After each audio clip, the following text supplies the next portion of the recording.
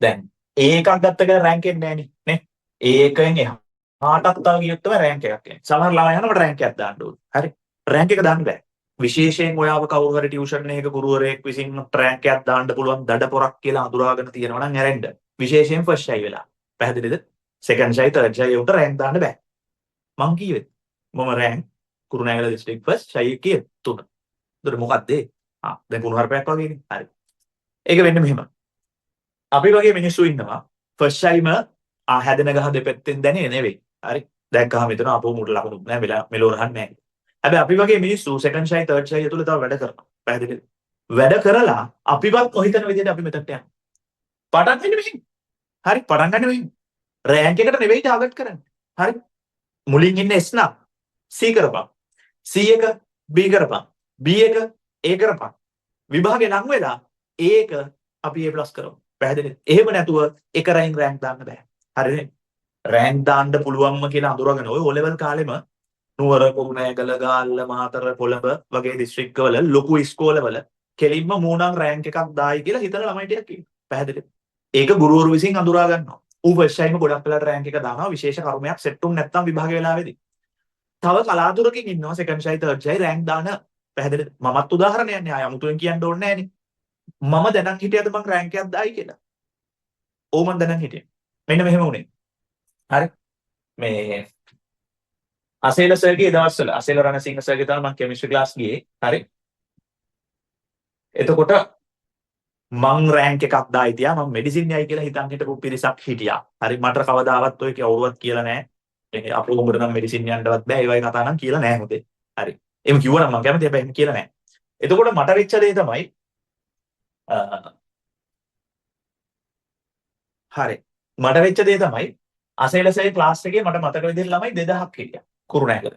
ඉස්සර එහෙම තමයි. මොකද ඔන්ලයින් එකේ ළමයි ගොඩක් ඉන්නවා ෆිසිකල්ම විතරක් නිසා. ඒ දවස්වල කෙමිස්ට්‍රි ෆිසික්ස් වලට තිබ්බ ලොකුම ක්ලාස් එක අසේලසර්ගේ. හරි. කුරුණෑගල. ලංකාවෙත් එහෙමත් දන්නේ නැහැ ඒ දවස්වල. ඒතර ඒ ළමයි 2000 මැත්ස් ඒ වුණොත් ඉන්නවා බයෝ වුණොත් ඉන්නවා. හරිද? අසේලසර්ගේ පේපර් ක්ලාස් එක තියෙනවා. සර් ඒක දවස්වල මුල්ම රෑන්ක් 10 20 සර් නම කතා කරලා ලකුණු ගන්න කියන. පැහැදිලිද?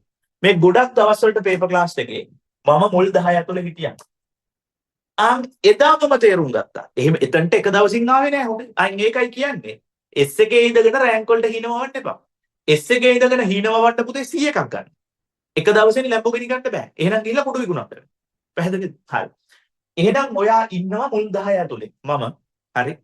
එදා මට තේරුණා. එතනට එන්න අසේල සර්ගේ මාස 5ක් 6ක් මම ඉගෙන ගත්තා. හරි. මාස 5ක් 6ක් මම පේපර් ක්ලාස් ගියා. මුල් කාලේ ලකුණු නෑ. පැහැදිලිද? ටික කාලයක් යනකොට තමයි ලකුණු වෙන්න පටන් ගත්තේ. තේරුණා? එදා දැනුණ සතුට ආයේ මං හිතන්නේ A level district first වුණා කියලාවත් දැනුන්නේ නැහැ මං හිතන්නේ. ඒ පළවෙනි දවසේ දැනුණ සතුට. හරි. එතකොට ඔහොම නම එනකොට මං තේරුම් ගත්තා. හරි. මේ third try එක ඇතුලේ maths bio දෙකම ඉන්න 2000කින් මට වැඩිම ලකුණු තියෙනවා. පළවෙනි 10 ඉන්නවනම් ළමයි 2000ක් කියන්නේ කුරුණෑගල නගර විතරක් නේ. ඒක කුරුණෑගල දිස්ත්‍රික්කෙම ළමයි 4000ක් 8000ක් ඔය වගේ ඉන්නේ ඇති.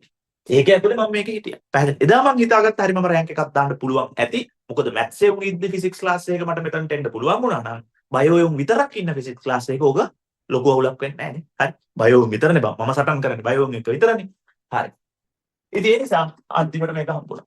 පැහැදිලි. හරි. අන්තිමට දිස්ත්‍රික් ෆස්ට් උනා. තේරුණාද? ඒ නිසා රෑන්ක් කියන ඒවා කලින් තීරණය වෙන්න බෑ. වෙන්නේ නැහැ. එහෙම කරන්න බෑ. පැහැදිලි. එහෙම කරන්න පුළුවන්. ඔය ෆස්ට් ටයිම ඇවිල්ලා දිස්ත්‍රික් රෑන්ක් අයිලන්ඩ් රෑන්ක් දාන හරි හැදෙන ගහ දෙපැත්තෙන් දැනේ වගේ පොරව. පැහැදිලිද? මම දිස්ත්‍රික් රෑන්ක් දායි කියලා දන්නේ මම විතරයි. වෙන කිසිම කෙනෙක් ඒක දන්නේ නැහැ. පැහැදිලිද? විභාගෙ ලියවලා දුන්නාට පස්සේ නම් මට හිතුණා අයියෝ රෑන්ක් එකක් නම් එන එකක් නැහැ. එහෙම කියලා. හරි. විභාගෙ මට හිතුව තරම් හොඳින් මට ලියාගන්න බැරි වුණා.